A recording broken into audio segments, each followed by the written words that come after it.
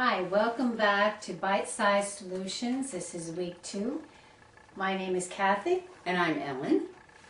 And today we're going to start teaching you about whole grains. And we chose one that you're probably familiar with, but I think you're going to learn a few things today that you didn't know before about brown rice. Now, one of the first things people generally do ask us about is, why does it have to be brown rice? Why can't I have white rice instead? Well, the answer to that is that brown rice has all the nutrients and fiber intact. The bran and the germ have not been stripped away, so it's way healthier for you. White rice has been polished and bleached and processed. And I happen to think it tastes much better. It is delicious. It has a very nutty flavor to it. Especially the basmati. There are a couple different kinds of brown rice that you can choose from. That's true. This is my favorite. You'll hear it every time I make a video that involves Yes. rice. It's organic brown basmati rice. It's very aromatic, but you can also use short grain brown rice, which will be a little stickier. For some desserts you might want to use it. It's a little sweeter. Yeah. And just a plain long grain brown rice, which is similar but not quite as aromatic as this. One of the best parts about brown rice, it is very high in B vitamins, which is something that we're missing quite frequently. It does have one drawback, and that is that it's very high in phytic acid.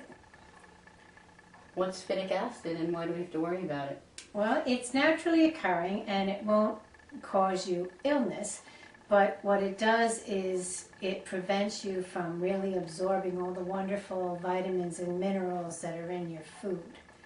But it is pretty easy to get rid of. It's not hard. That's true. You can soak your rice ahead of time. If you have the time, or if you can remember, you can just put it in a pot of water before you leave for work or at night and leave it overnight. It will also help the cooking time if you soak it. But if you forget or you don't have time, you can just run it right under your faucet in a strainer, a fine mesh strainer. And that will wash away the phytic acid. Now, it does take longer to cook than white rice does. That's true. It will take about 45 minutes, depending on your stove and your pot, generally 45 minutes. But, you know, we always suggest to make it ahead of time and keep it in the refrigerator, and then it's ready for any of the dishes that I'll be showing you. True. There's lots of ways of getting around things like that, and it's also just as quick and easy to make 2 cups instead of 1, so you can always get ahead of the game also. But the good side is that even though it takes longer to cook, it also takes longer to digest, which means that it's going to keep you feeling satisfied for much longer. You're going to have sustained energy throughout the day from brown rice that you won't get from white rice. That's not easy to say. No. So today you're going to teach people a wonderful, quick, easy recipe for brown rice.